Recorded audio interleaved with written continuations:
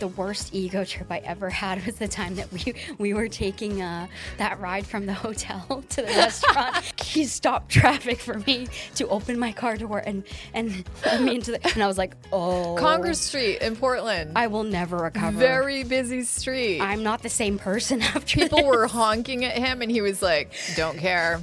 Queen is getting out of the car. I'm a different person now. I was like, you don't know what you've just unleashed. And so now I'm just like, men will stop traffic for me.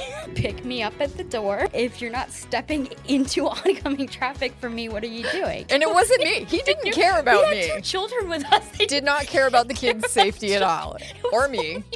It was just like, he knew exactly who to zero in on.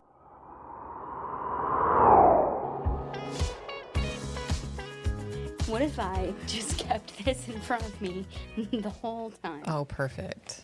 Perfect. Does this work, do you think? I can't read it, but maybe if you hold it to the camera. Yeah. I should silence my phone. You should. I already did. I know am why ahead of the game today. I've been being a super old person and turning my volume up like to 100. And so when Me too. When my phone rings lately, I'm like, like what is this? Whose old lady phone is ringing? I keep doing It can't this. be mine. I keep forgetting to talk into the mic. Hello, everyone. Sorry. Hello. I'm just getting settled because I have to monitor myself. I need a new... We need tables. I agree. We definitely need to we need a shopping trip. We have not gone shopping with Tim in a long time. We need to go back to, what's that place? Deja vu. Deja vu. Yeah. Yes. I have my emotional support lint roller. Perfect. The star of the show. This is ginger beer, not actual beer. So everybody calm down if you see me take a sip We're of a this. marketing agency, guys. Who cares? I think there is some in the fridge though. Annalyn's back with me today. Yay! We're so excited. Don't everybody get excited at once. I'm very excited. Show everyone your bracelet that I brought back from you from Barcelona. Check this out. From Barcelona. It's a dragon. It's got really bright blue eyes. It's so perfect. I was telling her, it's as soon as she put it on, it's like a weighted blanket for my wrist. Yeah.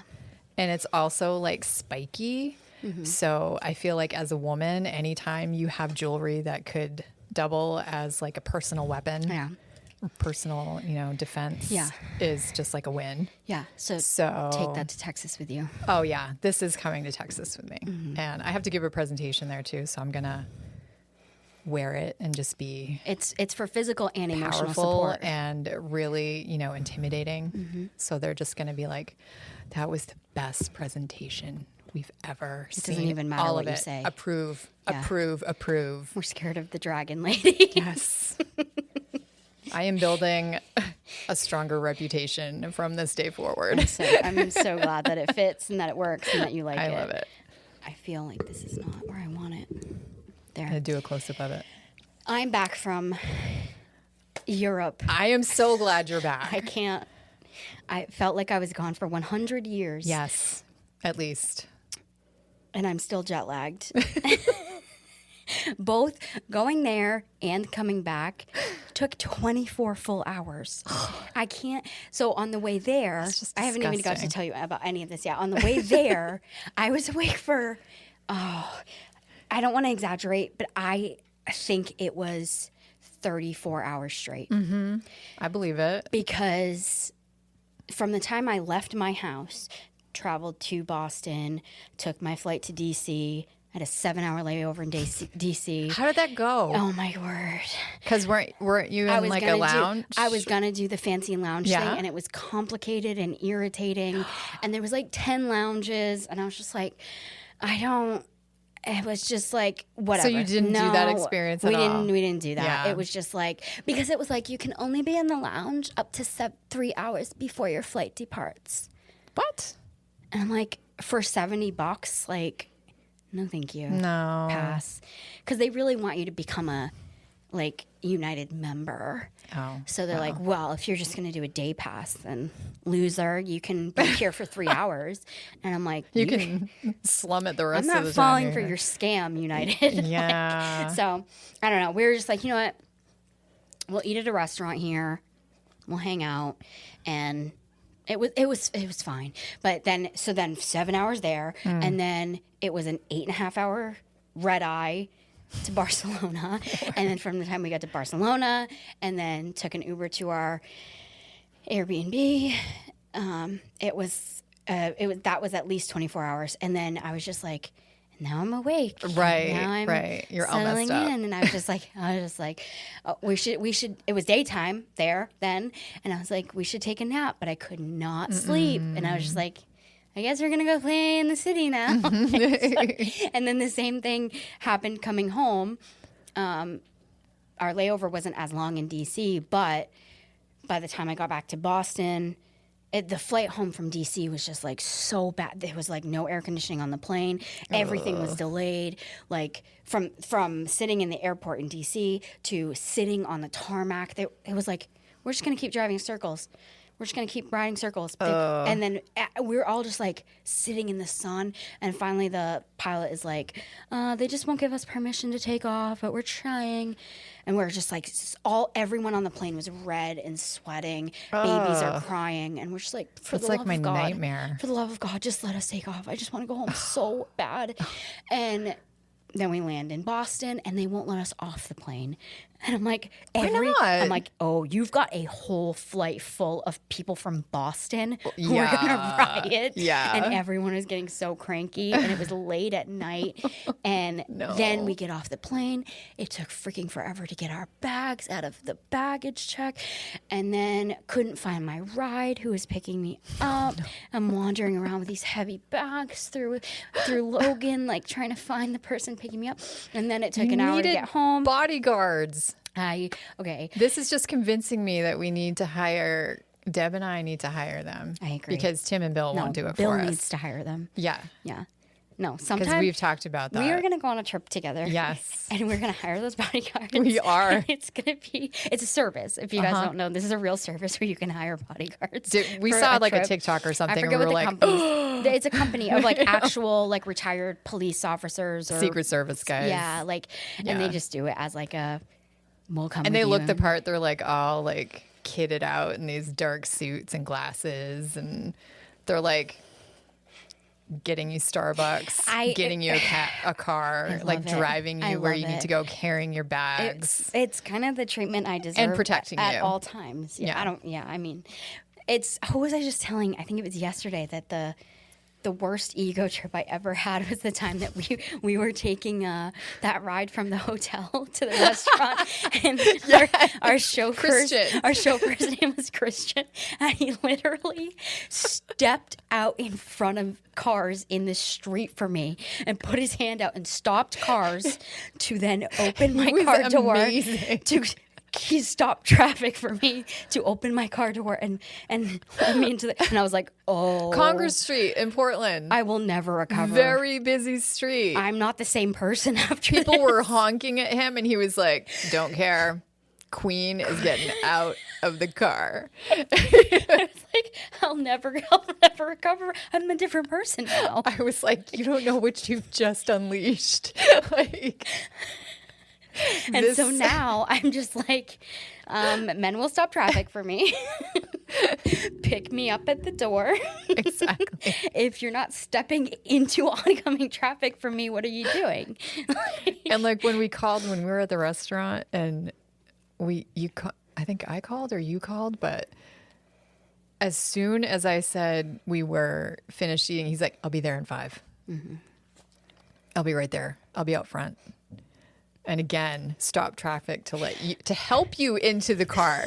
Like it wasn't just he opened the door, and it wasn't me. He didn't care about me. We had 2 children with us. They did not care about the kids' safety at all, or me. It was just like he knew exactly who to zero in on. I was like, thank you so much. There was one time I had to valet for a Matterport in Boston. Oh, every time the sweet doorman at anywhere I've gone to at a hotel in Boston or whatever, they're always like, this one man was like, he was just like, it is my pleasure to have gotten your car for you anytime you come back to Boston, I will park your car. And I'm like, I don't care where in Boston you are. I'm like, Boston's a big city, babe. Anytime I come back to Boston, you will park my car. Can I have your card? He's just like, like intensely. It is my greatest pleasure to have parked your Mazda CX-5 car. I'm like, thank you so much. Like, this is... I feel like we give off very different energy because I wasn't surprised that Christian did not care at all about me because I'm very much like, I'll do it myself. Get out of my way. I don't need a man. Yes. And you're just like... And I'm just like... You better help me. Can you carry me to the car? You're not a helpless female by any means, but it's about, like, you will take care of me. Yes. And I'm like, I will take care of myself. These sidewalks are Thank very you. dirty. Right. I have shoes. It's cold out here. I love it so much. It's great. Yeah, so I don't even know how we got talking about that. Oh, going on a flight. Yeah.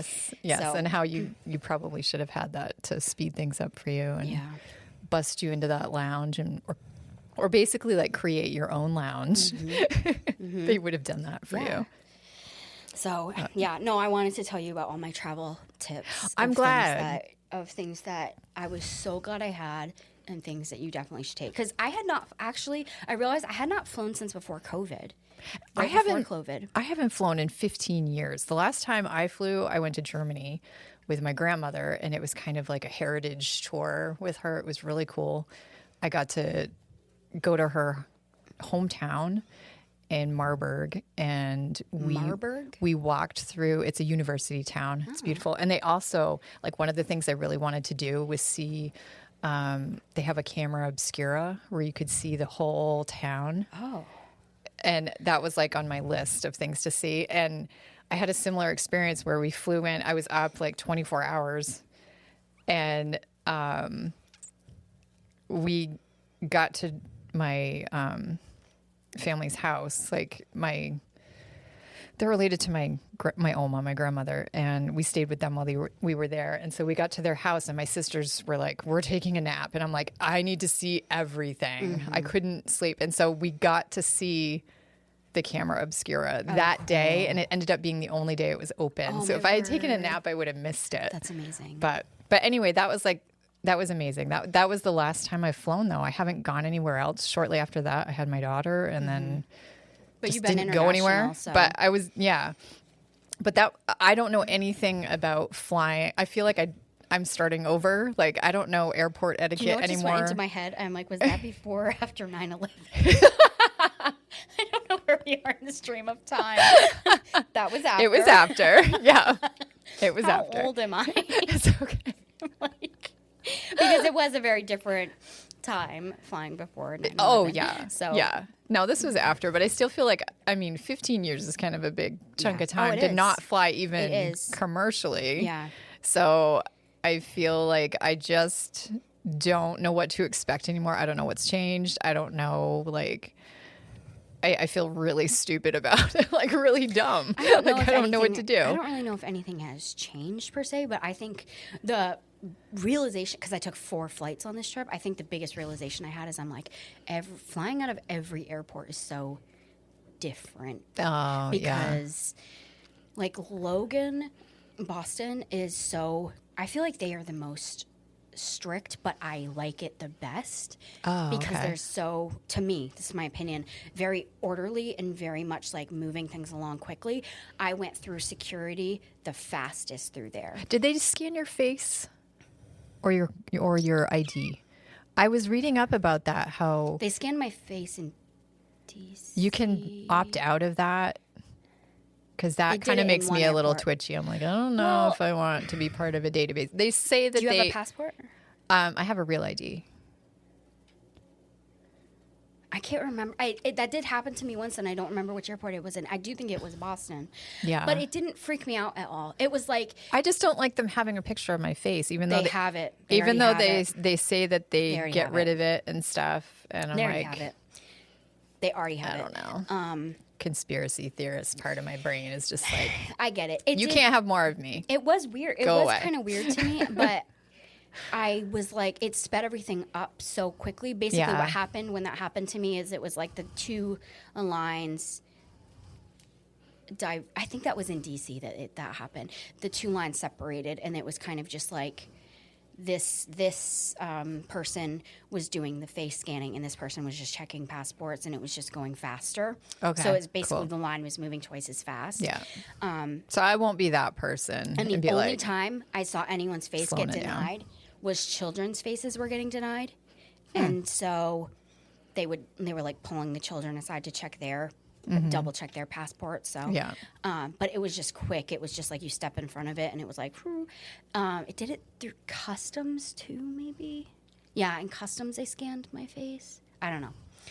It's all a blur, but it didn't freak me out at all. I was just like, they already have a picture of my face. You know, it's all over the internet. It's true. I'm not really careful about where I put my.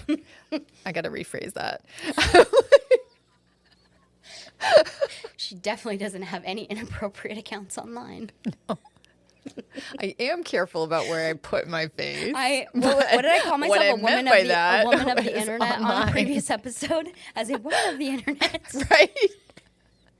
I'm having that moment right now. No. Yeah. Where was I going with that? So what, like, we're flying out of Logan to go to Texas for this so easy business trip. It's so easy. It's so easy. I think, so are you checking a bag? No, I'm trying not to. And that wasn't hard mostly because I want to tease Tim, because he said he's bringing a check bag. We are going to be there 2 nights. One full day only. I'm like, if I can't get that all in a carry-on, there's something wrong with me. Well, yeah. Like, I should be able to do that. Between a carry-on and a personal bag. I should be fine. Yeah. And Tim like scoffed at me and was like, I'm bringing a checked bag. And I'm like, He's bringing for 2. what? He's Your moisturizer? Like, what? What's happening here? Actually, I think we need to get him on an episode and we should do break down what he's bringing. A travel essentials with Tim. Yes. We should all bring our carry-ons in here and talk about what we pack for a work trip. Because I have a feeling he's like the neediest traveler between the 3 of us. He actually has a really great skincare routine. That's why he's so hot, I think. Actually, it could be why he looks better than both of us. So the reason, the really big reason that I do think a check bag is necessary, at least for me, is because of all of my skincare stuff. See, because you can only have a quart size. Right. Bag. I already have it pretty much put together. But I use so many lotions and potions on this body that they were never going to fit into that tiny little bag, and so I just had like my whole checked bag full of liquids, liquid bag. So that was really the only reason I was never going to get rid of it. I have a skincare line that I really love, and I have a lot of little, like, child sizes of them. Mm-hmm. So I just put some of those in, but I don't do a lot. Yeah. I'm sure that's obvious. So you'll be fine then. Yeah. But I just was more like, do I have toothpaste? Do I have shampoo? And no, I think just be ready to. Logan was the only airport that made me take my shoes off. See, I don't want to take my shoes off and like walk. I wore not these exact ones, but I wore Toms. Something like this was super easy. I think I'm gonna. I know it's Texas and it's like 90 degrees, but I feel like I have to have a pair of boots with me because if I need to kick any men or she's got her steel toes or on her. Run after anyone.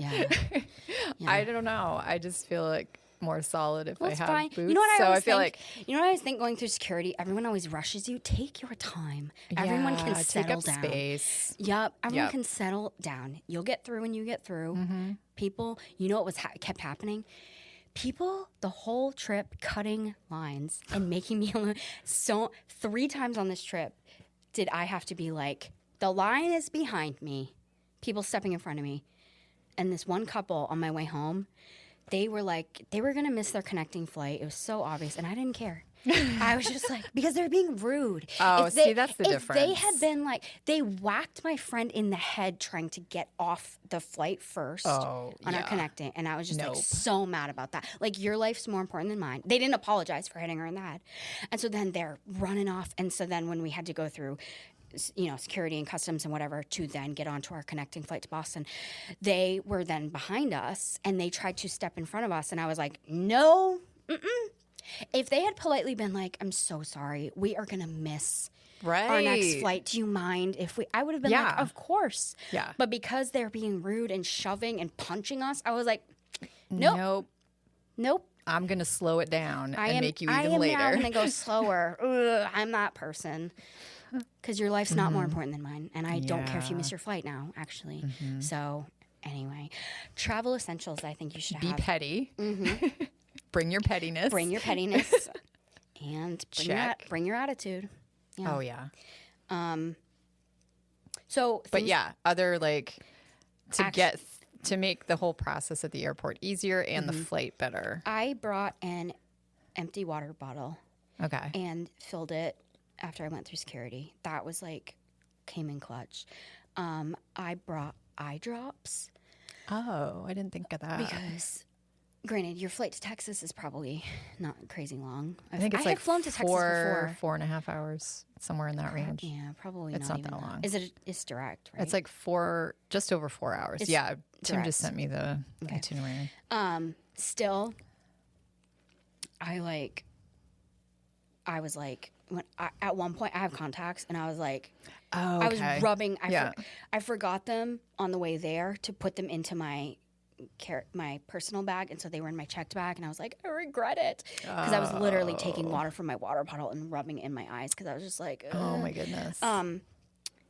We found at Staples these earplugs that prevent ear popping, and oh my God. I need that because mine hurt so bad on that flight to Germany. And I'm like, it's just going to hurt worse. My life. And for me, it's really only takeoff and descending.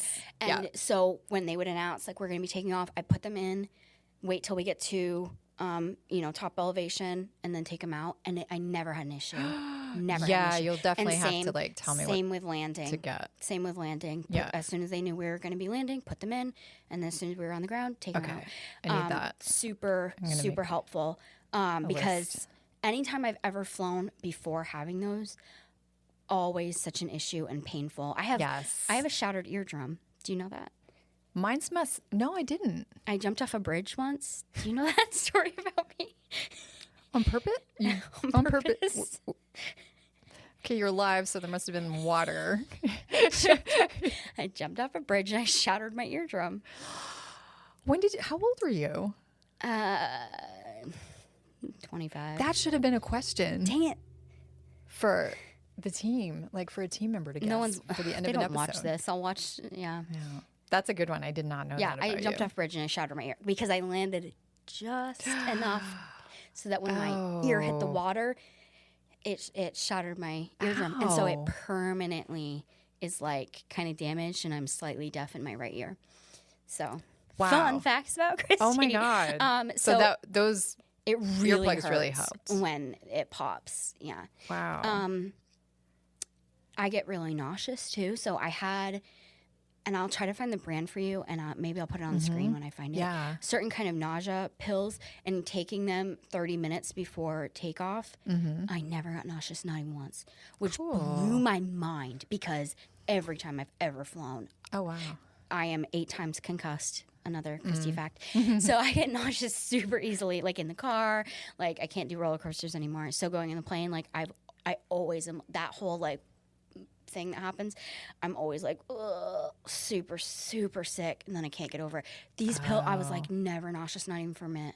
Wow. And so I've never gotten nauseous on a plane, but I also feel like being in my late 40s, my body is totally different now, and I'm like, oh, I didn't know this is what it did now.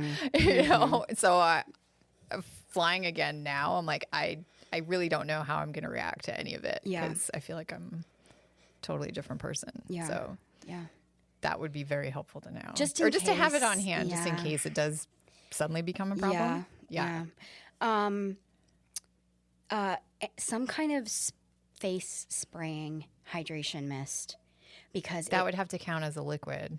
Yeah, but you could get a small small bottle of it. Like, I don't know what your skincare needs are if you're sensitive to anything, but I am. But I do have a spray that I like. Even just water, honestly, in a little spray mist, because it gets so dry that you just feel.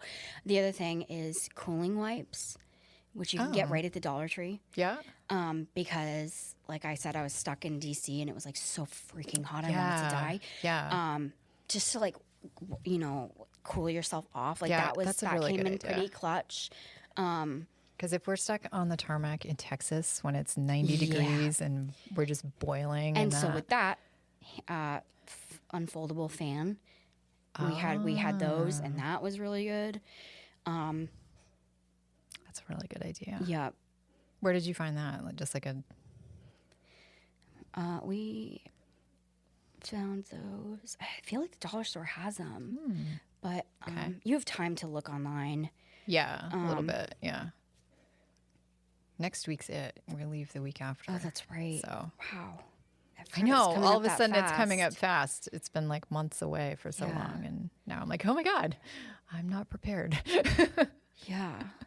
But you're not sleeping on your flight, so all my little sleep tips are not, because my biggest sleep tip was don't do it.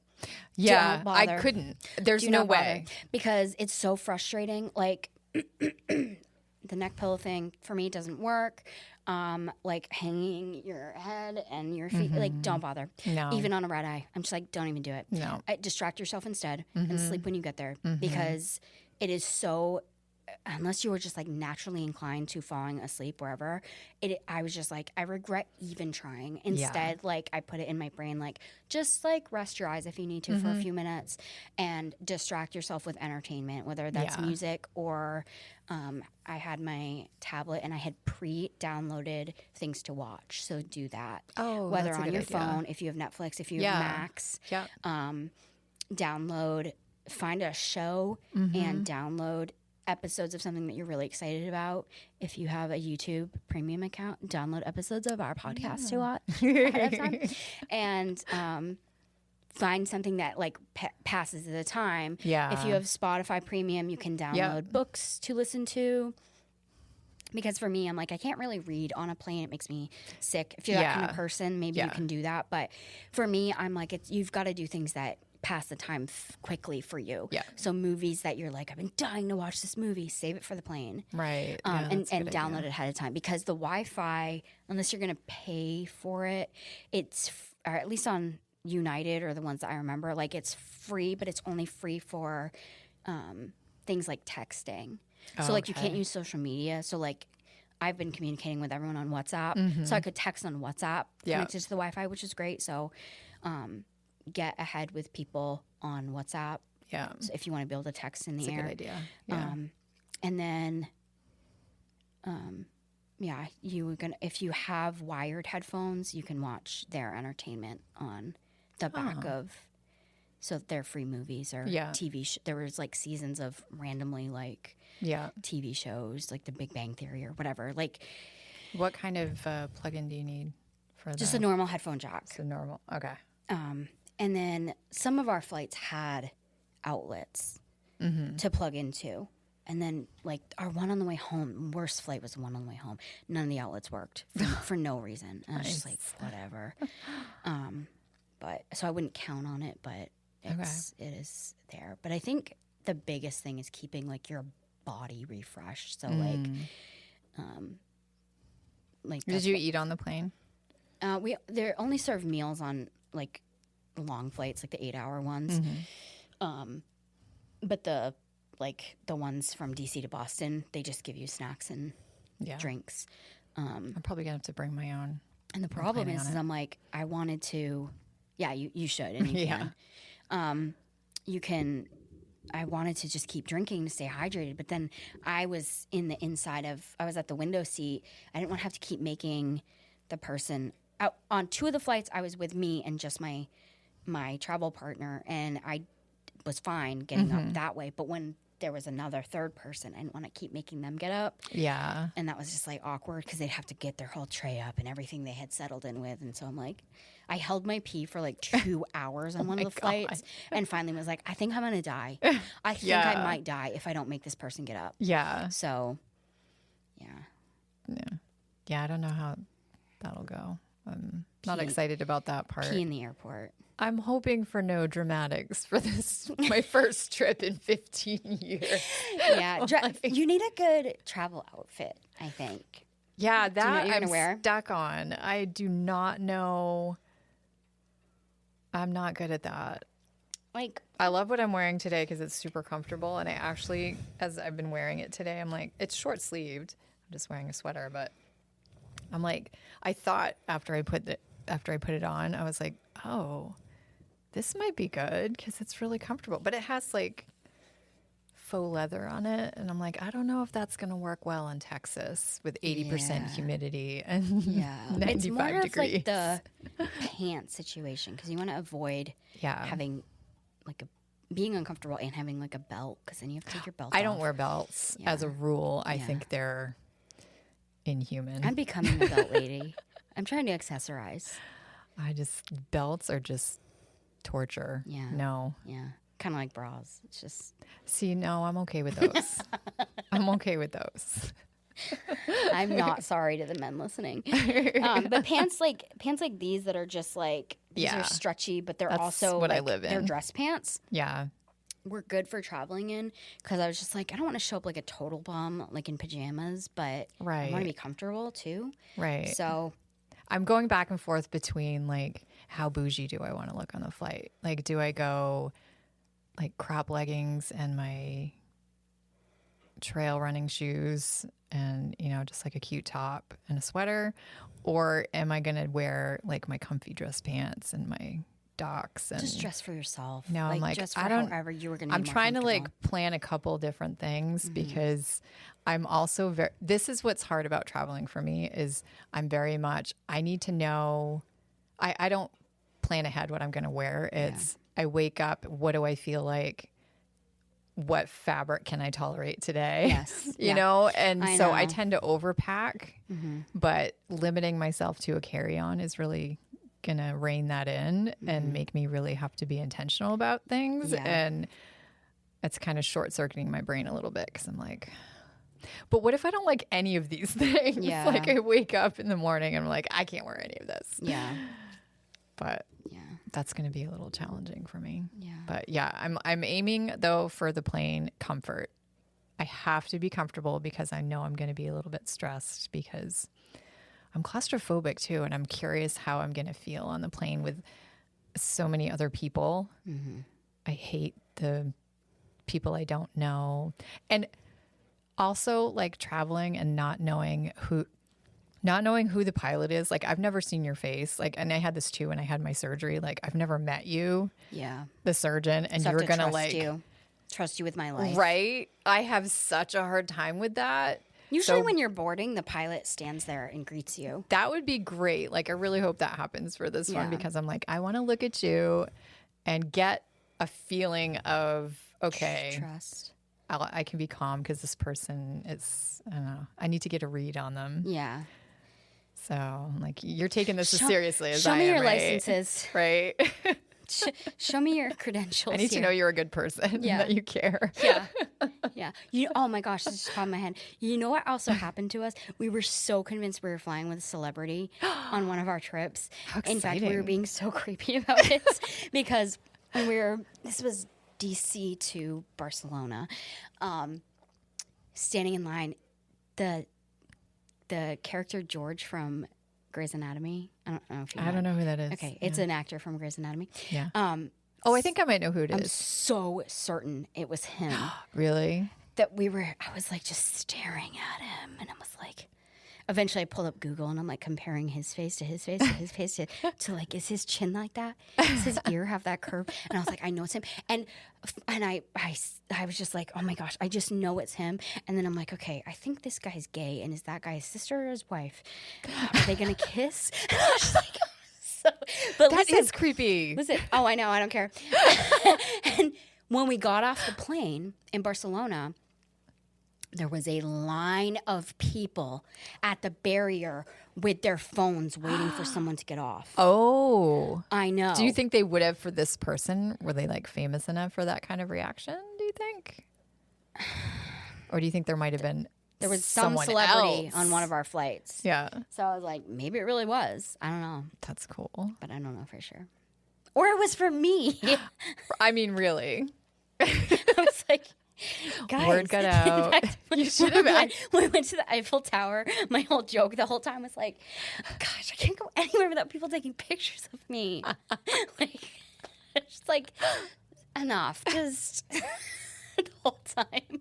Just I know the sun's hitting me just right now. When I was at Versailles, I was just like, oh, everywhere I go, they're pulling out their phones. I love it. Yeah. Texas, I'm a little, I feel a little intimidated by Texas. I'm realizing the closer that we get to it, it feels like such an iconic state, and we're going to Austin. So it feels like a very, I don't even know what the word is, but it just, maybe it's just because I'm so isolated in where I've been lately and haven't been anywhere. I think it'll be really good for you. I'm very excited about it. I think it's going to be a lot to take in. But I'm excited for it. Yeah, I had this moment in the air where I was just kind of like, wow, there's so much Earth. Look at all that Earth. Like, it's so I'm only ever on a very small part of it. Yeah. And it's good for you mentally to like actually see that with your eyeballs. Yeah. It feels really good to get off of it and see it from up high. Like, it feels good. It's funny because I feel like this trip I'm going to be hyper aware of being in the plane, but like every other time I've flown, the flight, I have only very vague memories, except for the flight home from Germany when we came over Ireland. The what's it called? What's it called? I don't know what you're talking about. Turbulence. Was so bad that even the flight attendants were like white knuckling in their seats and looking scared. And the pilot came on. It was all he said was, "It's going to be bad." Oh. And it felt like we were free falling and that it wasn't going to stop. So that was terrifying. That, like, I remember that, but any other time I've flown, like, I don't really have any big recollections of it, but I feel like I'm going to be hyper aware of this flight and every part of it. Yeah. I think you'll enjoy it. Yeah. It'll be good for you. I think so too. It's going to be good. Yeah. Well, to end this, I you didn't tell me to bring a lint roller. Oh, well. You need I emotional probably support. should, like at least 2 maybe. You probably should bring 1 or 2. Tiny ones. They make tiny ones. Yeah. I'm going to make mine. Emotional support. So it's like, I'm going to do like a flat Stanley kind of thing and have like your head on the top part. Aww. And then the bottom will be like fur booties or something. And so I'll be like, I'm rolling with Christy. Christy's with me. She's making me look good, like always. I'm sad I'm not going. I know. I tried so hard Put to me get in your you. carry-on. I'm doing it.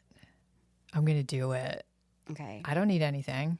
Bring my toothbrush. I weigh 150 pounds, so I'm over the 50-pound limit, but who's gonna care? Bill's paying for it. It's got wheels. I'll just wheel you in, and I'll make Tim put you in the overhead. Be like, can you pick this up for me, Tim? Don't worry about it. Don't worry about what's in it. Yeah.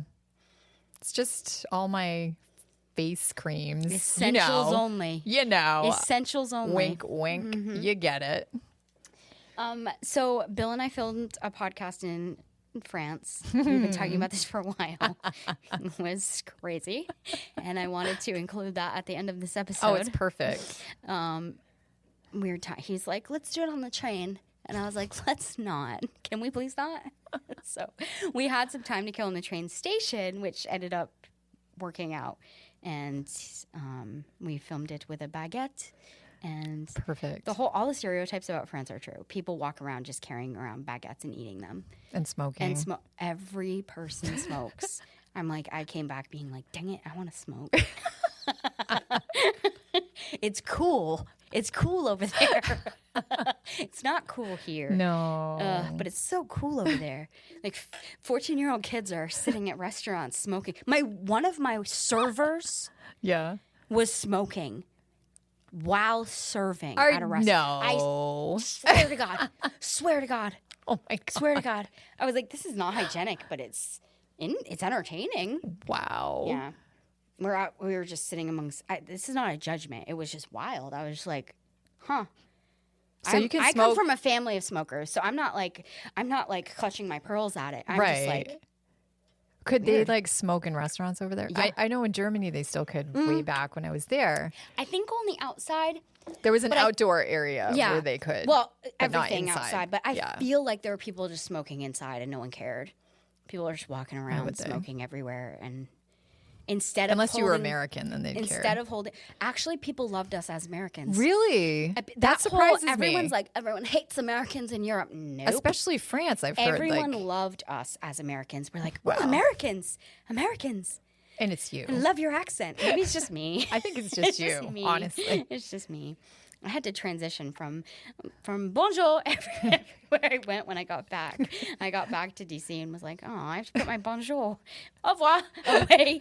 I'm like, sad. I liked that. You can still say it here. Yeah. So anyway, please enjoy the clip of Bill and I. It's entertaining. We'll call it that. But it did not make for a full episode. So it's free dive in Paris. So yeah. Enjoy. Bye. All right, folks. It's time for a special edition of the Free Dive podcast. Bill and Christy, and we're actually in the train station in Perpignan, France. Hey, Christy. Hello. Welcome. Yes. So we're going to see how this goes. It might be trash, but if it is, we'll just joke that it's for our premium subscribers. Yes. So some of you might be asking, why are Bill and Christy doing a podcast from a train station in France? Yes, you may be asking that. Well, it's a tax write-off. This is all just a tax. No, I'm kidding. And if you're an IRS agent, like cracking your knuckles right now, getting ready, I joke, this is not a tax write-off. But Christy joined Amanda and I, and then her good friend, lovers of aquariums around the world. And they're on a European aquarium journey. How do the European aquariums rate to American aquariums? Really loved the one in Barcelona. We enjoyed the one in Cannes. We're going to see how Paris does next. Now, quite honestly, I wouldn't think of Paris as being your aquarium spot. They have jellyfish there that I've never seen before, so I'm really looking forward to the jellyfish. All right, fair enough. Do you think the French then eat said jellyfish? Oh, I don't want to talk about that. Because I think they would probably put it in a cream sauce. No. I don't need to know. So, yeah, so we're going native this week here, shooting the podcast, and we're getting a lot of people that are walking by looking at us strange, which, you know, I'm used to now being an American in the south of France. It's just kind of goes with the territory. But again, we're a marketing podcast here, right? So we're probably going to need to discuss the lessons that we've learned in Yes. our baguette mic holder too, which we have to be careful about moving it back and forth. It's the first time I've ever been able to eat a mic holder when I'm done. Yeah, this is my first experience using bread as a mic. Yeah, so we're kind of excited about that. Maybe I'll make some mic holder recipes afterwards. Ooh, if you would like that, drop it into the comments. Yes, mic holder recipes. But on a serious note, you know what's been interesting? So Christy has been in France now have you been here yet a week, or is it like? Almost a week. But myself, I've been here for a month. That's probably why I've been absent from all of our photos in said Sea Point media back in the office. But with that, I've been working remote here from the south of France. And it's really interesting because when I say south of France, I think most Americans think about places such as Nice or Provence or Monaco and that side of things. And they don't really know about this part of the south of France. And where we are is right now we're in the city of Perpignan. Papagnon. Perpignan. I also, if you're a native French speaker and you want to roast me in the comments, go for it. But it's kind of interesting is it's not an area Americans have heard of or Americans have come to. Have you met any other Americans on your journey? I have not. And I've also been very surprised at how much people love Americans here. Yeah, that was a big shock to me too, because, with the current climate of what's going on back home and rising nationalism feelings, I really thought we were going to get some blowback. Some, like, all right, Americans, and maybe we'll get that when we go to Paris. But as of right now, it's been pretty chill, pretty like we love Americans. Yeah, I feel a little bit like a celebrity here. Every time someone hears our accent, or finds out that we're American, they're like, "Whoo, Americans!" They're very excited. They are very excited. I think the funniest moment was I was at the market, like our one of our first days here, and there was a sausage sales guy. He had like a little display of all of his sausages, wonderful sausages. And I'm trying to talk to him in my very, very limited French, and I'm apologizing for being an American. And he's like, no, no, no. And then like in deadpan, like American accent, the guy did not speak a word of English except for, in a perfect American accent, goes, America first. And yeah, that was my introduction to they're okay with Americans in these parts. Yeah, I was kind of hesitant to wanting to bring out how American I was, but people are very pro-American. I was not expecting that. I was thinking people were going to think we were just dumb, but they were excited about it. Yeah. That said, I am at the moment just a little curious because like right over our shoulder, there's two like station security people, and I'm like wondering if they're about to shut this down, or because maybe I'll get arrested for the misuse of a baguette. So on that, let's tell everyone the story about other run-ins with the French police that you've had here.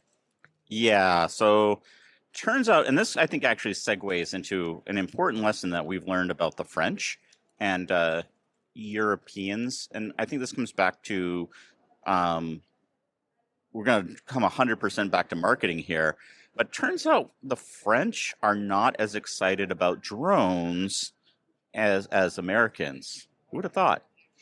They don't have experience with drones here like we do. We are so used to seeing drones that it doesn't faze anybody, but it quite fazed them here.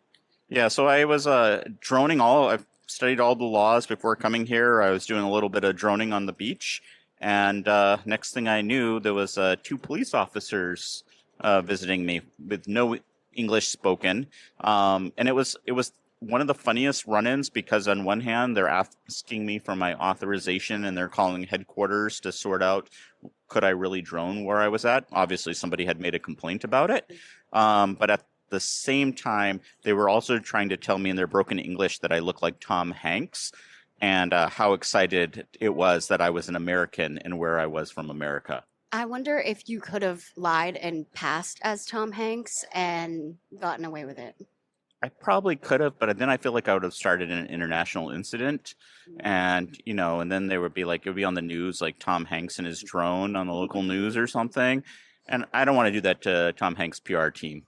I would like to do that to Tom Hanks' PR team. I feel like it'd be funny. It might have got me out of the incident, but it was a pretty funny miscommunication. My French is not great. They put me on the phone with somebody who spoke some English, but he was really freaked out that I was flying the drone and told me I had to go to the civil administration office the next morning. It was a Sunday evening that I was droning. So I was super worried. I went into the civil administration office thinking, they were going to grill me, ask me for all my documentations. And I walked in and I explained, again, English-French barrier, my limited French, their limited English. And the reaction to me was, why are you here? So yeah, that was a lot of worrying for nothing. But good on the local police to be super vigilant when they didn't know what to do with droners. But yeah, that was an interesting experience. But let's turn this back into marketing. So what's really interesting is this really helped me appreciate this month in France the difference between the Americans' perspective about privacy and the European perspective about privacy. In what way? Well, one of the things I thought was really interesting. So, in the States, we've heard a lot about GDPR. I think that's the acronym, but for the European Union privacy rights. And it really makes the internet unusable here in Europe because every single website you go to, it pops up a little warning and it's like, hey, do you want cookies? Do you want cookies? We got cookies. Do you want our cookies? And every single website you visit before you can read the thing you want to read, before you do what you need to do, see that video, you got to say, I'm consent to all. Consent to all. So, and I thought that was an overreaction by European bureaucrats, right? Like it was like government officials being like, we're going to make some cool rules. But my time here, it's really helped me appreciate Europeans value their privacy a lot more than Americans do. So again, I got people walking by wondering why I'm talking into a baguette. So, it's a great moment. But you may have noticed, for instance, that in shooting this podcast, I'm actually trying to limit the visibility of people behind us. And that's purposeful. Like I could have set it up so you could have seen the actual trains or you could have seen going out the back area. But again, the laws are super touchy about not photographing people. And then there's some really high civil penalties if you were to video someone and then for instance, their voice showed up in it, or their image showed up in it in a commercial setting. And so I thought that was really interesting because, they would, in the States, we wouldn't care that much. We'd plop down in a mall, people would be walking behind us. TV stations would do stuff like that. You'd be more worried about people trying to get in behind your shot and do goofy stuff. Not here. And I am a little worried that people are crowding in right now. Yeah, because they're like, why is there a guy with a camera here talking into baguette? Yes. Pardon, je suis américain, donc stupid and un peu français. America, just English. Yeah, English. Yeah, sorry. Yeah. Well, that commercial break was brought to you by a panhandler in French. You probably only heard my part of it, but yeah. By the way, that's how Bill has been speaking French. So I'm glad I gave you a little demonstration of that. I'm gonna have to mute that whole part, but I'm gonna keep it in. No, I feel like we should keep that part in the podcast. Our battery is gonna die soon. It is. So yeah, but going back to privacy, it's been really interesting. A couple of thoughts on this. It's helped me to appreciate the latitude that we have in marketing. So in the States, for instance, we'd be in advertising. Sometimes our clients are like, do you think that's creepy? They visit a web page and the next thing you know, we're like, bam, here's a YouTube video about what you just were looking at. And, we have clients come back to us sometimes and say, hey, don't you think people will find that creepy? That you're that targeted and they know what we've been doing. And I think most of the time, my opinion is, no, people are used to it in the States. France? New perspective on that in other countries now. Yeah, exactly. Because in France, they definitely would be freaked out by that sort of thing, right? Yep. I am thinking to myself, I haven't seen any teenagers walking around filming TikToks like you do in America, even just that difference. Yeah, you don't see that at all. So, yeah, though it is funny, we're definitely getting a crowd now watching the baguette. Yeah. So we're also celebrity Americans, so. We are. They were like, is Tom Hanks recording a podcast with a baguette? This is the best day of my life. So I know this is a little bit shorter. This is a only like a 13-minute podcast, but I think our battery's going to die shortly. But we did want to give everyone a little international content. And honestly, I just wanted the excuse to use a baguette as a microphone in public. Yeah, I'm not going to get another opportunity that doesn't make me look like a lunatic to do this again. So pretty pleased that I got the chance. And and one other lesson I've learned, baguettes in French, they really are our daily bread because... Yeah, no, it's not even a trope. It's like, no, we've been eating croissants and baguettes every day. Yeah, but you really have one day to eat your baguette. Yes, no, because they're quality. Well, and also because, like, 32 hours after that baguette is baked, it could be a building material. Like, I could hammer nails with this baguette pretty soon. Yeah, that's why it's our mic. This one's done for. Yeah, we actually have our emergency baguette in our bag. That's our edible baguette. This is really just our microphone baguette. Yeah, when we're done recording, I have a real one to eat and a train to Paris to catch. Yes. I kind of wish the people that were watching us film with our baguette would come over for a cameo, but I think they've disappeared at this point. So, any parting words to our podcast listeners, Christy?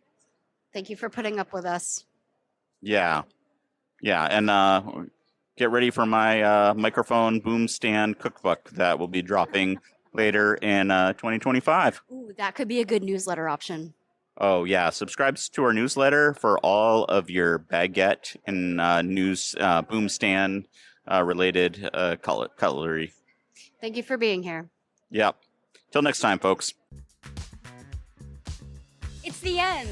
No, it's not. There's more. There's always more. Don't be sad. You can catch our full video interviews on our YouTube channel. Come find us. And don't forget to subscribe, like, and share with your friends so that we're not sad. And follow us on TikTok. And Instagram. It'll make your day happier, promise. And we'll know if you do. Until next time.